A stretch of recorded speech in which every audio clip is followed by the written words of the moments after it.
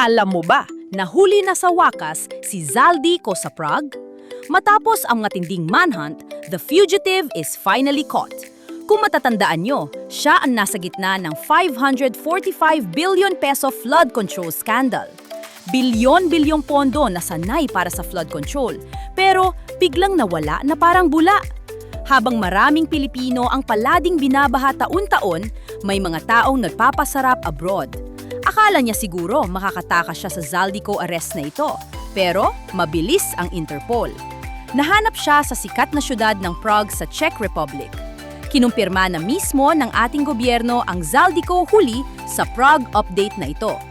Ngayon, hinihintay na lang ang kanyang deportation pabalik ng Pilipinas. Harapin kaya niya ng buong tapang ang mga kaso laban sa kanya?